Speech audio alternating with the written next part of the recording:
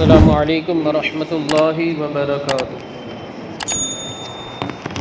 نحمده ونصلی علی رسولہ الکریم، اما بعد فاعوذ باللہ من الشیطان الرجیم، بسم اللہ الرحمن الرحیم۔ ان اللہ وملائکتہ یصلون علی النبی یا ایہا الذین آمنوا صلوا علیہ وسلموا تسلیما۔ اللہم صل علی سیدنا و مولانا محمد معدن الجود والکرم وآلہ الکرام واصحابہ العظام وابنہ الکریم وبارک وسلم۔ عزیزان ملت اسلامیہ، آیت کریمہ، دو آیت کریمہ کی تفسیر انشاءاللہ العزیز مختصر طور پر بیان کرنی ہے۔ آیت نمبر سورہ بقرہ کی آیت نمبر 41 اور 42، یعنی 41 اور 42۔ اللہ رب العزت ارشاد فرماتا ہے وَآمِنُوا بِمَا أَنزَلْتُ مُصَدِّقًا لِمَا مَعَكُمْ وَلَا تَكُونُوا أَوَّلَ كَافِرٍ بِهِ وَلَا تَشْتَرُوا بِآيَاتِي ثَمَنًا قَلِيلًا وَإِيَّايَ فَاتَّقُونِ۔ اور ایمان لاؤ، حضور اعلیٰ حضرت نے اس کا ترجمہ اس طریقے سے کیا ہے، فرماتے ہیں اور ایمان لاؤ اس پر جو میں نے اتارا، یعنی قرآن مقدس کے اوپر ایمان لاؤ جسے میں نے اتارا، اس کی تصدیق کرتا ہوا جو تمہارے ساتھ ہے۔ یعنی قرآن مقدس، یہ اصل میں خطاب ہے یہود و نصارہ سے کہ یہ جو قرآن مقدس ہے، تمہارے پاس جو کتاب ہے، یعنی حضرت موسیٰ پر جو نازل ہوئی توریت اور حضرت عیسیٰ پر جو کتاب نازل ہوئی انجیل، اس کی تصدیق کرتا ہے، اس کی سچائی اور صداقت کا اظہار کرتا ہے، اقرار کرتا ہے، اور سب سے پہلے اس کا انکار کرنے والے نہ بنو، یعنی قرآن مقدس کا انکار مت کرو۔ اب سب سے پہلے کیا ہے اس کے بارے میں ابھی بتاؤں۔ اور میری آیتوں کے بدلے تھوڑی قیمت وصول نہ کرو، یعنی میری آیتوں کو چھپاؤ مت، میری آیتوں کو اس نیت سے مت چھپاؤ کہ اگر ہم انہیں ظاہر کر دیں گے تو لوگ ہم سے دور ہو جائیں گے، رسول اللہ پر ایمان لے آئیں گے، اور جو کچھ ہمیں نذرانے وغیرہ ملتے ہیں وہ ساری چیزیں بند ہو جائیں۔ کس کے بارے میں آیت کریمہ نازل ہوئی انشاءاللہ وہ ابھی میں بتاتا ہوں۔ اور آگے فرماتا ہے اللہ اور مجھ ہی سے ڈرو، میری ذات ہی سے ڈرو۔ دوسری آیت کریمہ اللہ رب العزت فرماتا ہے وَلَا تَلْبِسُوا الْحَقَّ بِالْبَاطِلِ وَتَكْتُمُوا الْحَقَّ وَأَنْتُمْ تَعْلَمُونَ۔ اور حق کو باطل کے ساتھ نہ ملاؤ جانتے ہوئے، وَأَنْتُمْ تَعْلَمُونَ، اور حق کو نہ چھپاؤ اور حق کو باطل کے ساتھ نہ ملاؤ جانتے ہوئے، دیدہ و دانستہ، جان بوجھ کر کے۔ ابھی جو پہلی آیت کریمہ ہے کہ ایمان لاؤ قرآن مقدس پر جو تمہارے پاس کتابیں ہیں اس کی تصدیق کرتی ہے وغیرہ، تو یہ آیت کریمہ کعب بن اشرف، یہودیوں کا بڑا سردار تھا، اس کے بارے میں اور دوسرے جو یہودیوں کے رؤسا تھے، سردار تھے، ان کے بارے میں نازل ہوئی۔ شان نزول یہ ہے، مفسرین کرام فرماتے ہیں کہ یہ لوگ جاننے والے تھے، علماء سے قریب رہنے والے تھے۔ ان لوگوں کو رئیس ہونے کی وجہ سے، سردار ہونے کی وجہ سے، لیڈر ہونے کی وجہ سے قوم کی طرف سے نذرانے، تحفے، تحائف، لفافے، یہ ساری چیزیں ملتی تھیں۔ بلکہ یہاں تک فرمایا گیا کہ یہ لوگ کھیتی باڑی میں بھی پرسنٹیج کے حساب سے ایک حصہ لیتے، 10%، 15%، جو بھی ہو یہ لوگ، اور قوم ان کو دیتی بھی تھی۔ کیوں؟ کیونکہ یہ ہمارے لیڈر ہے، سرغنہ ہے۔ اب یہ لوگ وہ ساری چیزیں قوم کے لیے خرچ نہیں کرتے، بلکہ وہ ساری چیزیں ان کے پیٹ میں جاتی تھی اور اپنی ذات کے لیے استعمال کرتے تھے۔ اب جب مصطفیٰ کریم صلی اللہ علیہ وآلہ وسلم کی تشریف آوری ہوئی، ان کے پاس جو کتاب تھی توریت، اس توریت کے اندر بھی رسول اللہ کے اوصاف، رسول اللہ کی تعریف وغیرہ اس میں بھی بیان کی گئی تھی، اس میں بھی رسول اللہ کے اوصاف حمیدہ کا ذکر تھا۔ اب یہ کعب بن اشرف اور دوسرے لیڈروں نے یہ سوچا، دوسرے لیڈرز نے یہ سوچا کہ اگر ہم رسول اللہ کے اوصاف اپنی قوم کو بتا دیں گے، یا پھر ہم رسول اللہ کے اوصاف پڑھ کر کے اس پر ایمان لے آئیں گے، ہمیں دیکھ کر ہماری قوم بھی ایمان لے آئے گی۔ جب ہماری قوم رسول اللہ آمنہ کے لال کے اوپر ایمان لے آئے گی تو ساری ہماری جو مرکزیت ہے، جو ہمارا سینٹر ہے، جو ہم کو سب مانتے ہیں، ہمیں سب تسلیم کرتے، لیڈر مانتے ہیں، تحفے دیتے، نذرانے دیتے، یہ ساری چیزیں دیتے ہیں، وہ ساری چیزیں ٹرانسفر ہو جائے گی آمنہ کے لال کے پاس، یعنی حضور اکرم صلی اللہ علیہ وآلہ وسلم کو اپنا نبی مان لیں گے، ایمان لے آئیں گے، پیشوا مان لیں گے، حاکم مان لیں گے، لیڈر مان لیں گے، تو ہماری جو سرداری ہے وہ بالکل ختم ہو جائے گی، پانی پانی ہو جائے۔ یہ ان لوگوں کا فاسد گمان تھا۔ اسی بنیاد پر ان لوگوں نے کیا کیا کہ توریت میں جو رسول اللہ کی صلی اللہ علیہ وآلہ وسلم تعریف والی آیات تھی ان کو ان لوگوں نے چھپا دیا، بلکہ بدل تک ڈالا۔ اگر کوئی پوچھتا تو اسے نہیں بتاتے بلکہ چھپاتے۔ تفسیر روح البیان میں یہ فرمایا گیا کہ ایک مرتبہ کعب بن اشرف نے علماء یہود یعنی یہودی علماء، یہودی جانکار لوگوں سے جو مذہبی رہنما رہتے ہیں، ان سے پوچھا کہ تم لوگ توریت کے اندر رسول اللہ کے یعنی آخری نبی جو آنے والے ہیں محمد رسول اللہ صلی اللہ تعالی علیہ وسلم، ان کے بارے میں کیا تم نے پڑھا ہے؟ اب وہ علماء تھے، ان لوگوں نے کہا رسول اللہ نبی ہے، آخری رسول ہیں، ان کے یہ اوصاف ہیں، اگلی کتابوں کی تصدیق کریں گے، ان کے اوپر قرآن مقدس نازل ہوگا، یہ ساری چیزیں یعنی جو اوصاف حمیدہ تھے وہ سارے کے سارے بتائے۔ کعب بن اشرف نے کہا کہ اگر تم اس کے خلاف بتاتے تو میں تمہیں انعامات سے مالا مال کر دیتا۔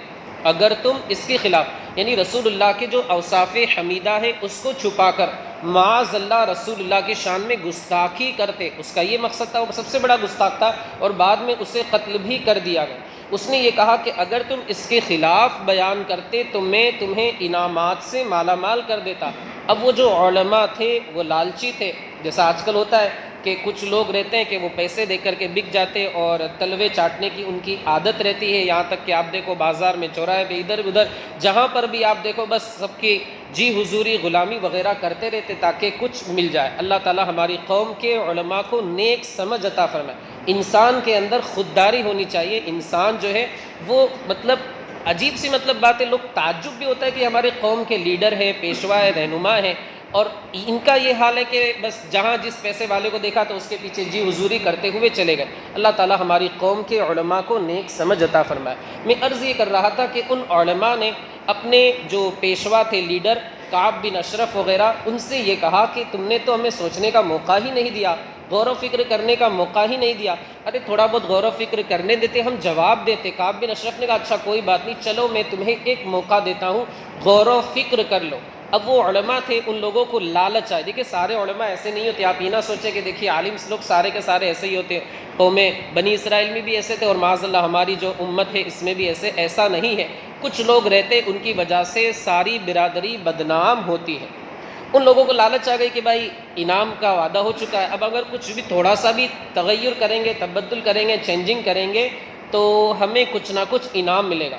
وہ لوگ بیٹھ گئے اور معاذ اللہ ان لوگوں نے رسول اللہ کے اوصاف حمیدہ والی جو نشانیاں تھیں ان کو بدل ڈالا، یہاں تک کہ انعام کے لالچ میں ان لوگوں نے جو آیتیں، جو چیزیں دجال کے بارے میں تھی توریت میں، وہ ساری چیزیں معاذ اللہ، 100 بار معاذ اللہ، استغفر اللہ، دجال والی چیزیں رسول اللہ کی ذات کے اوپر ان لوگوں نے فٹ کر دی۔ یہ دیکھیے اب لالچ بہت بری بلا ہے، انسان کے ایمان کو خرید لیا کرتی، انسان اس کی بنیاد پر اپنے ایمان کو بیچ دیا کرتا ہے۔ یہ کچھ لوگوں کا ایسا رہتا ہے، ہر برادری میں، ہر قوم میں، ہر سماج میں کچھ لوگ ایسے رہتے ہیں جن کی بنیاد پر وہ سارا سماج، ساری قوم، ساری برادری بدنام ہوتی ہے۔ اب جب ان لوگوں نے بدل ڈالا، کعب بن اشرف بڑا خوش ہو گیا کہ تم لوگوں نے تو بڑا اچھا کارنامہ انجام دیا۔ کعب بن اشرف نے انہیں خوب انعام اور مال و دولت سے نوازا۔ آیت کریمہ میں یہی فرمایا گیا کہ تم لوگ میری نشانیوں کو یعنی میرے نبی کے جو اوصاف بیان کیے گئے تھوڑی سی قیمت کے بدلے میں مت خریدو۔ یہ تھوڑی سی قیمت، دنیا کیا ہے؟ فانی ہے۔ متاع الدنیا قلیل والآخرۃ خیر وابقیٰ، قرآن مقدس کا اعلان کہ دنیا کی زندگی مختصر، اصل زندگی جو ہے وہ مومن کی وہ آخرت ہے، وہ باقی رہنے والی ہے، وہ کبھی بھی فنا نہیں ہوگی۔ آگے آیت کریمہ میں اللہ نے فرمایا کہ پہلے کفر کرنے والے نہ بنو۔ حالانکہ کفار و مشرکین تو مکہ میں تھے اور وہ لوگ سب سے پہلے کفر کر چکے تھے، تو یہاں پر پہلے کفر کرنے والے سے مراد کیا ہے؟ مفسرین کرام فرماتے ہیں کہ اس کا مطلب یہ ہے کہ یہودیوں میں پہلے کافر نہ بنو اگر تم کافر بنے تمہیں دیکھ کر کے تمہاری قوم بھی کفر اختیار کرے گی، جب تم کو دیکھ کر دوسرے لوگ اختیار کریں گے کفر تو پہلے نمبر پر کس نے کفر اختیار کیا؟ وہی جو لیڈر ہے۔ اس اعتبار سے فرمایا کہ پہلے کافر نہ بنو۔ بعض مفسرین کرام فرماتے ہیں کہ اس آیت کریمہ میں پہلے کافر سے مراد جو جانکار لوگ ہیں، جو ان پڑھ تھے، کفار و مشرکین وہ تو بالکل ان پڑھ تھے، لیکن جو جانکار تھے، توریت وغیرہ کا علم جن کے پاس تھا، ان میں پہلے کافر نہ بنو۔ اللہ تعالیٰ کے فرمان کا مقصد اور مطلب یہ ہے۔ اور بعض مفسرین کرام فرماتے ہیں کہ تم پہلے کافر نہ بنو کہ تمہیں دیکھ کر کے تمہاری جو نسلیں ہوں گی، اولاد ہوں گی، جنریشن ہوگی، وہ ساری کے ساری، ظاہر سی بات ہے انسان اپنے آبا و اجداد کے دین پر ہوتا ہے، وہ سارے تمہیں دیکھ کر کے کفر اختیار کریں گے تو تم ہوئے پہلے کافر، تمہاری اولاد ہوئی دوسری کافر۔ اس اعتبار سے اللہ رب العزت نے یہاں پر ارشاد فرمایا۔ مفسرین کرام فرماتے ہیں یہاں پر چلیے کافر کے بارے میں فرمایا، لیکن یہ ہر برائی کے بارے میں ہے کہ اگر بندہ کسی برائی کی ابتدا کرتا ہے، اسٹارٹنگ کرتا ہے، اب کوئی دیکھنے والا اس کو دیکھ کر کے اسی برائی کے پیچھے چل پڑتا ہے، اس کو دیکھ کر تیسرے نے کیا، تیسرے کو دیکھ کر چوتھے نے، پانچویں نے، چھٹے نے، ساتویں نے، آٹھویں، نو، دس، اس طرح جتنے بھی دنیا میں لوگ، آپ گنتی کر لیں ایک طرف بیٹھ کر کے 1 گھنٹے تک، تو جتنے لوگ یہ برائی کریں گے ان سارے لوگوں کی برائی کا وبال شروعات کرنے والے کے اوپر آئے گا۔ اسے آپ یاد رکھیں، میں اسے مثال کے ذریعے بھی سمجھاتا ہوں۔ حدیث پاک ہے من سنّا فی الاسلامی سنتن حسنتن فلہ اجرھا واجر من عمل بها من بعد اللہ ینقص من اجورہم شیئا ومن سنّا فی الاسلام سنتن سیئۃ فلہ وزرھا ووزر من عمل بها من بعد اللہ ینقص من اوزارہم شیئا، کہ جو بندہ اسلام میں اچھی بات کی شروعات کرتا ہے، اچھی باتیں پھیلاتا ہے، اب یہ باتیں دوسرے تک پہنچی، تیسرے تک پہنچی، چوتھے تک پہنچی، جتنے لوگ اس کو دیکھیں گے، عمل کریں گے، ان سارے لوگوں کا ثواب اس شروعات کرنے والے کو ملے گا۔ یہ حدیث پاک۔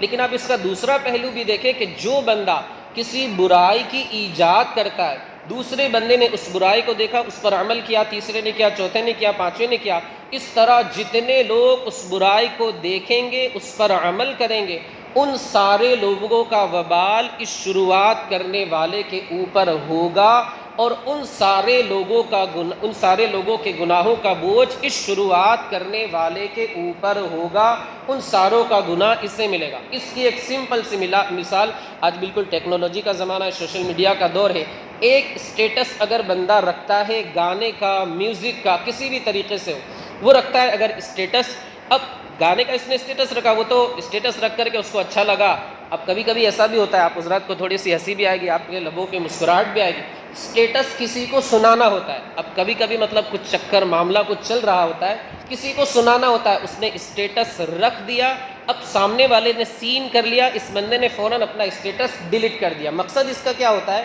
کہ جس کو ہم پہنچانا چاہ رہے ہیں وہ دیکھ لے، ہمارا مقصد ختم۔ اب کبھی کچھ معاملہ چکر وغیرہ چل رہا ہوتا ہے، کبھی کبھی اسٹیٹس کا مقصد یہ ہوتا ہے کہ ہماری کسی سے ان بن ہے، ہم ڈائریکٹلی نہیں کہہ سکتے تو ہم انڈائریکٹلی اس تک وہ پیغام، وہ میسج، SMS پہنچانے کی کوشش کرتے ہیں، تو اس طریقے سے ہم اسٹیٹس وغیرہ کے ذریعے ہم اپنی بات اس تک پہنچا دیتے ہیں۔ تو عرض کرنے کا مقصد ہی کہ اگر بندہ چلو کوئی بھی اسٹیٹس رکھتا ہے، گانے والا، میوزک والا، ناجائز و حرام کام والا، اگر عریانیت والا، بے پردگی والا اسٹیٹس اگر رکھتا ہے تو اس نے تو اسٹیٹس رکھ دیا، وہ فری ہو گیا، آرام سے کھانا وانا کھا کر کے سو گیا، اب رات میں، دن میں 24 گھنٹے تک رہتا ہے کہ اس پہ لکھا ہوا بھی رہتا ہے after 24 hours your status will be disappear, اس پہ لکھا ہوا بھی رہتا ہے۔ اب 24 گھنٹے تک جتنے لوگ اسے دیکھیں گے، چلو اس کے کانٹیکٹ، اس کی فون بک کے اندر 200 لوگوں کا نمبر ہے، 200 لوگوں نے دیکھ لیا، لیکن اس سے جس نے دیکھا، اس کو اچھا لگا، اس نے بھی کاپی کر لیا، اس نے بھی رکھ لیا۔ اسٹیٹس سیور ایک باقاعدہ اپلیکیشن ہے، اسٹیٹس ڈاؤن لوڈر یہ بھی اپلیکیشن ہے، اس سے بھی بندہ کسی کے اسٹیٹس کو لے سکتا ہے، سیو کر سکتا ہے، اپنے اسٹیٹس پہ رکھ سکتا ہے۔ بندے نے اسے لیا، اسے کاپی کیا، اپنے اسٹیٹس پہ رکھا، اب اس کے اسٹیٹس کو جتنے لوگ دیکھیں گے تو ان سارے لوگوں کا گناہ بھی سب سے پہلے جس نے رکھا اس پر آئے گا۔ پھر ظاہر سی بات ہے یہ اسٹیٹس کاپی ہوتا رہتا ہے، سارے لوگوں کا گناہ اس بندے کے اوپر آئے گا جس نے برا اسٹیٹس رکھا۔ اسے آپ یاد رکھیں، اسے ہلکے میں نہ لیں، مطلب یہ سمجھتے کہ اسٹیٹس بہت آسان چیز ہے، ہلکی چیز ہے۔ آپ حضرات تو ماشاءاللہ نہیں رکھتے، لیکن کچھ لوگوں کا یہ معمول رہتا ہے کہ غلط چیزیں، گانے، یہ ساری چیزیں اس پر رکھ کر کے معاذ اللہ اپنے اوپر بہت سارے لوگوں کے گناہوں کا بوجھ ڈال دیتے ہیں۔ اللہ کا عذاب نہ ہم میں اس کے برداشت کرنے کی طاقت ہے، نہ آپ کے اندر اس کے برداشت کرنے کی طاقت ہے۔ اللہ کا فرمان ہے اِنَّ بَطْشَ رَبِّكَ لَشَدِيدٌ إِنَّ أَخْذَهُ عَلِيمٌ شدید۔ اگر جہنم کو اگر اس کا ایک رخ زمین کی طرف کھول دیا جائے تو اس کی تپش سے جتنے بھی جاندار لوگ ہیں وہ تمام کے تمام ہلاک ہو جائے۔ یہ اللہ کا عذاب کتنا سخت ہے۔ تو خدا را اپنے آپ کو سارے لوگوں کے وبال کا حقدار نہ بنائے۔ لیکن اگر اس کا آپ دوسرا رخ دیکھیں، حدیث پاک کے مطابق اچھا اسٹیٹس ناز شریف ہے، حدیث پاک ہے، قرآن مقدس کی آیت ہے، کسی عالم دین کا دل کو چھو جانے والا بیان ہے، سنی عالم دین، میں سارے لوگوں کی بات نہیں کرتا جو دین کے ڈکیت ہیں، دین کے نام پر اپنا بزنس وہ لوگ یہ چلا رہے یا یہودیوں کے مطابق عمل کر رہے، ان سارے لوگوں کی بات نہیں کرتا، مرزا ہے، قادیانی وغیرہ، یہ سارے ان لوگوں کی بات نہیں کرتا، جو ہمارے سنی علماء ہیں۔ اس میں بھی میں آپ سے گزارش کروں کہ آپ اپنے امام سے، اپنے عالم سے، اپنے علماء سے پوچھ لیں کہ ہم کس کا بیان سنیں اور کس کا بیان نہ سنیں۔ وہ دیکھا اکثر و بیشتر کچھ بھی پسند آ گیا، فٹاک سے اٹھا کے رکھ لیا، اس کا عقیدہ کیا ہے، اس کا نظریہ کیا ہے، اس کا اعتقاد کیا ہے، اس سے ہمیں کوئی مطلب نہیں، بس پسند آ گیا اس سے ہم نے رکھ لیا۔ ارے بھائی پسند آ گیا، دھیرے دھیرے آپ اس کے بیانات سننے لگیں گے اور ایک وقت آئے گا کہ آپ اس کے فین بن جائے گا، اور معاذ اللہ، صد بار معاذ اللہ، اللہ آپ کے ایمان کی حفاظت فرمائے۔ کہیں انسان کبھی کبھی ایسا ہوتا ہے کہ اپنے ایمان سے بھی ہاتھ دھو بیٹھتا ہے، تو اس کا بھی خاص خیال رکھیں۔ اچھا اسٹیٹس جتنے لوگوں تک نقل ہوگا، جتنے لوگوں تک پہنچے گا، جتنے لوگ دیکھیں گے، اللہ ان سارے لوگوں کا ثواب اس اکیلے بندے کو عطا فرمائے۔ تو اچھی بات آپ شیئر کریں۔ سوشل میڈیا کو ہم یہ نہیں کہہ سکتے بالکل برائی کا اڈا، نہیں، اس کے استعمال کا طریقہ ہمیں آنا چاہیے۔ دوسری بات کہ یہاں پر قرآن مقدس توریت اور انجیل کی کن باتوں کی تصدیق کرتا ہے؟ مفسرین کرام فرماتے ہیں کہ قرآن مقدس کے اندر بیت المقدس کا ذکر ہے، یہ تو الحمدللہ ہمارا ہے، لیکن پہلے انبیاء کی عبادت کی جگہ وہ رہا ہے۔ حضرت موسیٰ بھی وہاں پر تشریف فرماتے، حضرت سلیمان اور بھی بہت سارے انبیاء کرام، معراج کا سفر بھی وہاں سے شروع ہوا۔ تو قرآن مقدس نے اس کی تصدیق کی، یعنی توریت کی۔ قرآن مقدس نے نصرانیوں کے جو اولیاء کرام تھے، یعنی اصحاب کہف اور ان کا کتا، اس کی بھی تصدیق کی۔ یہ نصرانیوں کے اولیاء کرام تھے، 7 حضرات تھے، تو جو نصرانیوں کے اولیاء کرام تھے، انجیل میں جن کا ذکر تھا، قرآن مقدس نے ان کی تصدیق فرمائی۔ اسی طرح یہودیوں کے ایک سب سے بڑے عالم دین جن کا نام تھا حضرت آصف بن برخیا، جو کہ حضرت سلیمان کے وزیر تھے، قرآن مقدس نے اس کی بھی تصدیق کی۔ قرآن مقدس فرماتا ہے نحن نقص علیک نبأہم بالحق۔ قرآن مقدس نے جو یہودیوں کی کتاب توریت میں جن کا ذکر تھا ان کی بھی تصدیق کی، اصحاب کہف کی تصدیق کی کہ نحن نقص علیک نبأہم بالحق انہم فتیۃ آمنوا بربہم وزدناہم ہدی۔ آخری بات عرض کر کے بس اپنی گفتگو کو ختم کر دوں کہ جس طرح علماء یہود نے قرآن مقدس توریت کا غلط مفہوم نکالا اور جو مقصد کی بات تھی اسے لے لیا، جو مقصد کے خلاف تھا اسے معاذ اللہ بدل ڈالا، اسی طرح آج کل کچھ لوگ انگریزوں کے درہم، دینار، پاؤنڈ، کرنسی جو کچھ بھی چلتا ہے، پاؤنڈ ہے، ڈالر ہے، یہ ساری چیزیں لے کر کے، رینڈ افریقہ میں جو چلتا ہے، یہ ساری چیزیں لے کر کے لالچ میں آ کر کے قرآن مقدس کا غلط معنی بیان کرنے کی کوشش کرتے ہیں۔ وہ یہ کہتے ہیں خاتم النبیین کا معنی معاذ اللہ یہ ہے کہ اب حضور کے زمانے میں تو کوئی نیا نبی نہیں آ سکتا، بعد میں آ سکتا ہے معاذ اللہ، 100 بار معاذ اللہ، پھر وہ ایک نیا گروہ شروع ہوتا ہے جسے قادیانی کہا جاتا ہے، اور بھی بہت ساری طرح طرح کی دین کے اندر اختلاف والی باتیں پیدا کرنے کی کوشش کرتے، دین کو بگاڑنے کی کوشش کرتے، ڈالر کے چکر میں، پاؤنڈ کے چکر میں، رینڈ کے چکر میں، لالچ میں آ کر کے روپے پیسے، درہم، دینار وغیرہ اشرفیوں کے چکر میں۔